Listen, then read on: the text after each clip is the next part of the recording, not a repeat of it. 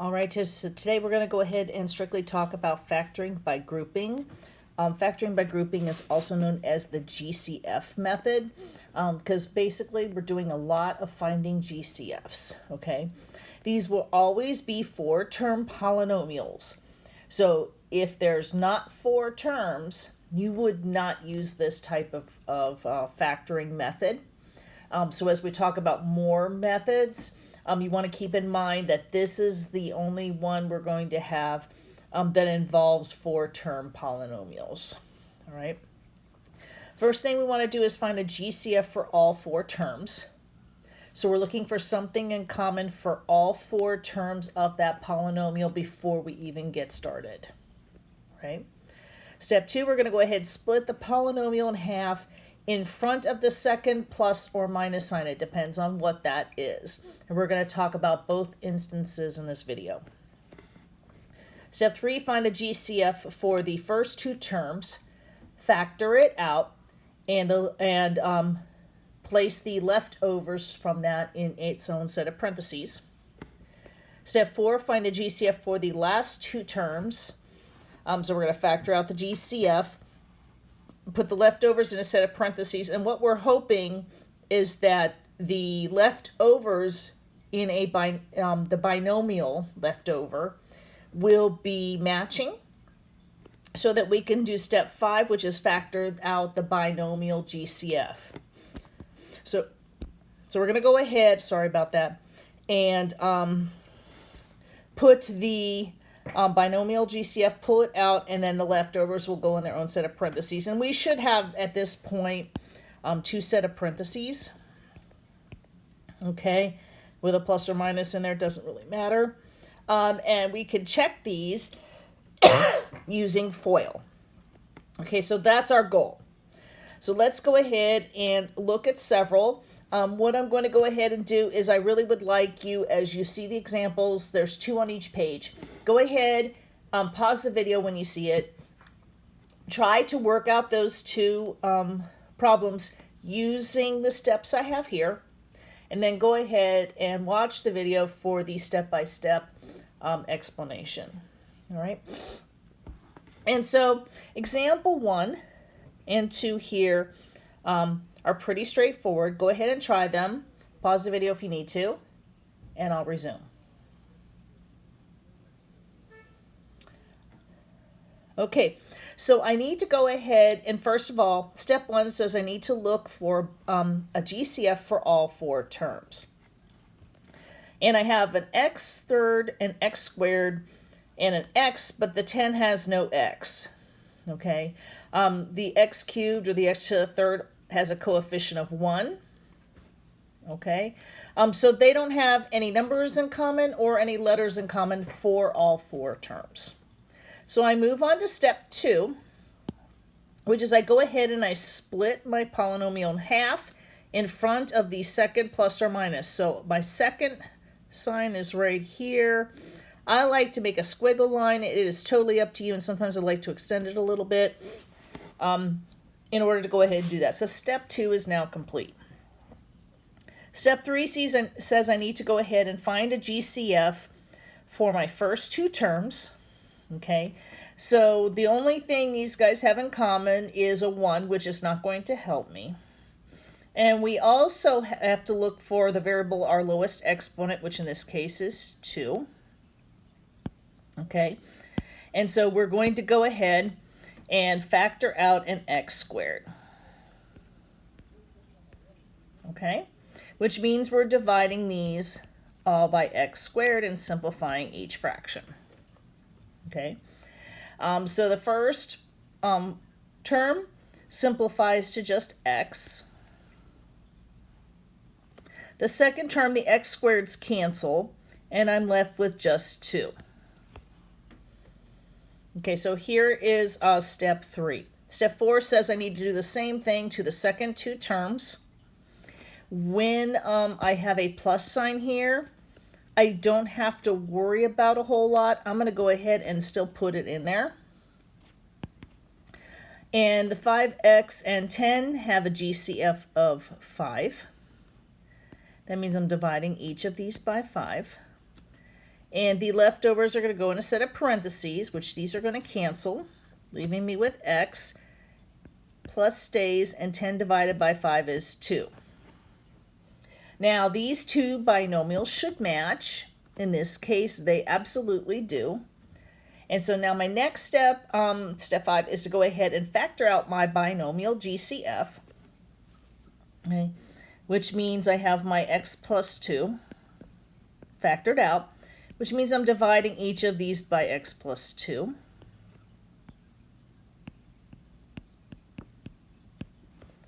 These x plus 2's are all going to cancel, which is the whole purpose. And my leftovers go in the set of their own parentheses. So I have an x squared, I have a plus, and I have a 5. Right, so I have gone ahead and factored this, but now I want to go ahead and check it to see if I did the right thing. You can check all of these. So if I go ahead and FOIL this, I should get back to where I started from, which was the equation in black. So let's go ahead and look at that. So I'm going to go ahead and multiply x times x squared. I get x cubed. X times 5, which is, and it's a plus, so plus 5x. Positive 2x, positive x squared is plus 2x squared. And positive 2 times positive 5 is plus 10. And now I just want to make sure all my pieces are there. So do I have an x cubed? Yes. Do I have a 2x squared? Yes. Do I have a 5x? Yes. Do I have a 10? Yes, I'm all good. This checks out. Okay, so a lot of times when you check these, your middle two terms may be reversed, and that's okay as long as all the pieces are there. All right, let's go ahead and look at the next piece. All right, so here I'm looking for a GCF for all my terms. All right, I can see that 16, 28, 12 are divisible by 4, but 21 is not. 21 is odd, the rest of them are even. And 21 does not have an x. So at this point, I'm thinking we do not have a GCF here. All right, so I'm going to go ahead and split this in half. In front of my second sign, and I'm looking for GCF for 16 and 28. All right, so if we got 16 and 28, what do you think our GCF is? I am thinking we got 6, but that's not going to work for 28. And I'm thinking 4 is more realistic here. And we got x squared and x cubed. We're looking for the smallest exponent, so x squared. So I'm going to divide each of these by 4x squared.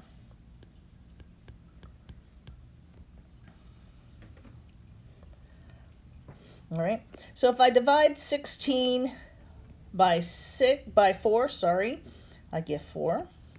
And I have 1 x left over. Minus, I have 4 divided by 28, so 7 times 4 is 28. So I have a 7, and my x squareds completely cancel. Now I want to check my binomial to make sure they have nothing in common. I don't. This must be my GCF. So there's a good clue that if you look at your binomial, make sure that everything inside the binomial has nothing in common, and you should be good to go. My plus sign is not going to change anything, so I'm going to keep my plus. And I'm going to look at 12 and 21. Okay, one's odd, one's even, so they're not divisible by 2. But they are both divisible by 3. 21 does not have an x, so I'm going to go ahead and pull out a 3 from both of these. In my set of parentheses, 12 divided by 3 is 4. X stays, minus stays, 21 divided by 3 is 7. And what I want to check is to see if I have binomial GCFs. And I do in this case. So I'm going to go ahead and factor that out. So I have 4x minus 7. And that means all these got divided by 4x minus 7.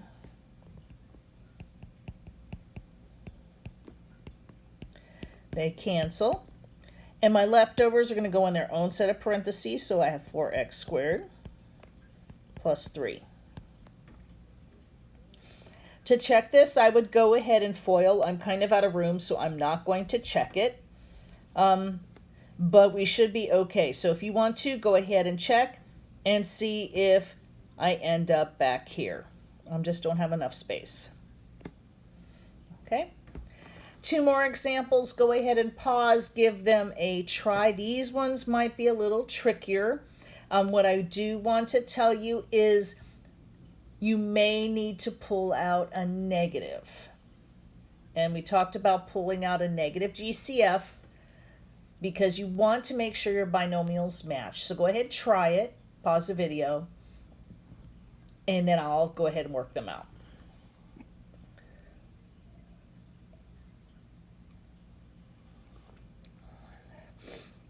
Okay, so let's start with going ahead, looking for a GCF for all 4 terms.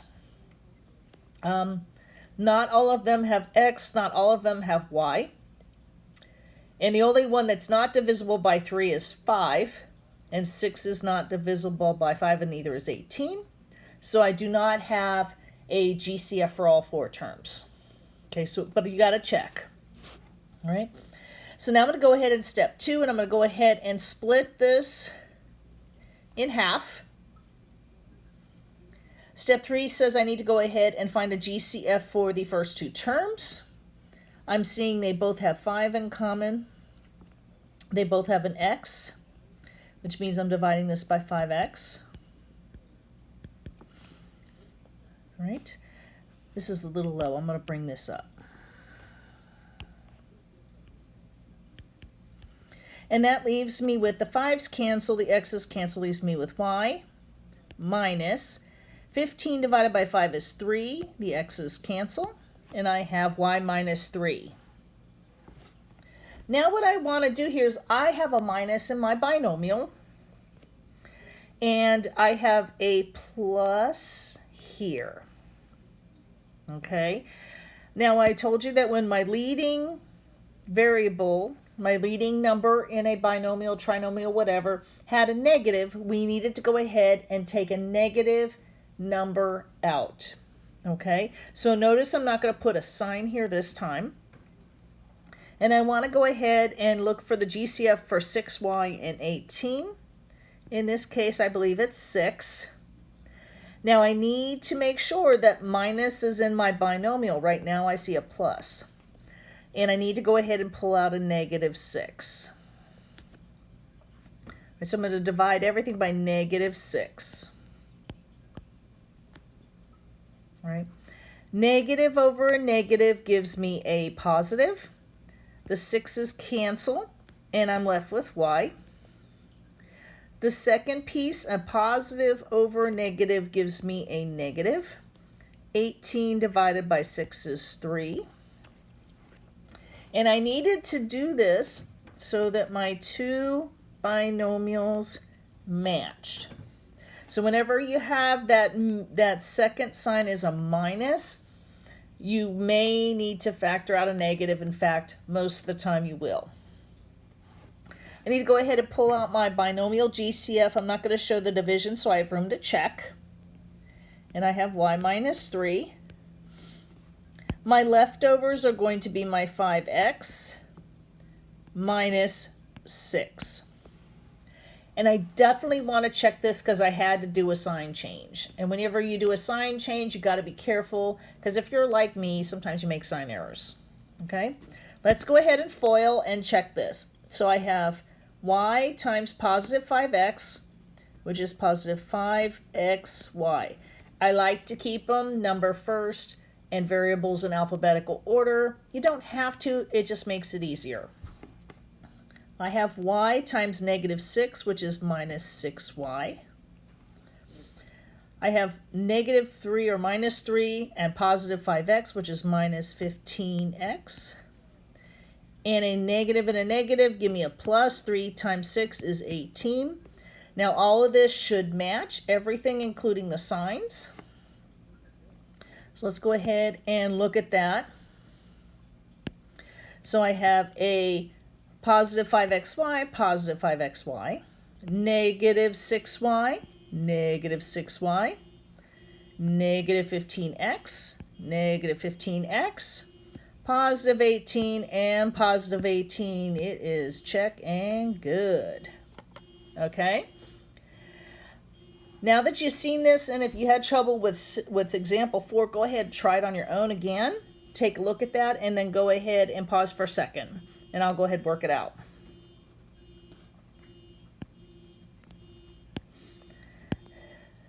Okay, so if I'm looking for a GCF for all 4 terms, I have a lot of 6s and a lot of 5s. They have nothing in common. And not everything has an X and Y. So I already go ahead and did step 1. Step 2 means I need to go ahead and split it in half. All right? And I need to find a GCF for the first 2 terms. Now you are totally allowed to rearrange these if you choose. I'm going to choose not to because I still have GCFs in my terms. Let's go ahead and look at that. So my first one, the 6 and 5 don't have anything in common, but they do both have some x's in common, and my lowest exponent is 1. So I'm just going to go ahead and pull out an x from each. These x's are going to cancel. This is left with 6x minus 5y. Looks a little awkward, but let's see what happens with the next piece. Now again, I have that negative going on, and I have a plus here, and I need a minus to make these match. So I'm going to go ahead and pull out a negative.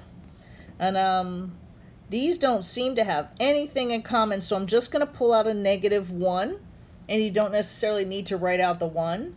And what a negative 1 is going to do is just going to change my signs.